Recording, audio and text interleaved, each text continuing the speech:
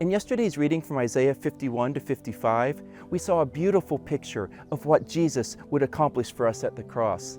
And today in Matthew 26 to 28, we see the real thing. But one thing we need to keep in mind as we look to the cross and we see the Son of God hanging there looking helpless, is that he actually wasn't helpless. The Pharisees didn't put him there. The Romans didn't put him there. The devil didn't put him there, and even our sin didn't put him there. Jesus made it clear in John chapter 10 that no one takes my life from me. He said, I lay it down freely on my own initiative. The cross was the worst thing that's ever happened, but it was also the most wonderfully purposeful thing that has ever happened. Jesus continually told his disciples that it was coming, and over he told them why it was that he was doing it. Luke 19, he says, the Son of Man has come to seek and to save that which was lost. Matthew chapter 9, Jesus says, I didn't come to hang out with a bunch of self-righteous religious people. I came to save sinners, to call them to repentance. Mark chapter 10, he said, I didn't come to be served. I came to serve and to give my life as a ransom for many.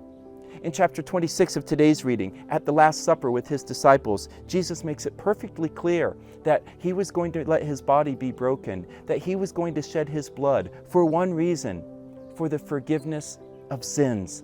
That's been his plan all along.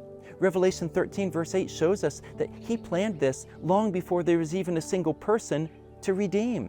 They call him the Lamb who was slain from before the foundation of the world. At his arrest and crucifixion, Jesus was totally in control. Judas comes to him in the garden when they arrest him. He greets him with a kiss. Jesus doesn't try to talk him out of betraying him. He says, just do what you came to do. When his disciples wanted to fight back, Jesus tells them to put their swords away. He says, don't you know that if I wanted to, I could call in a whole legion of angels to come and set me free?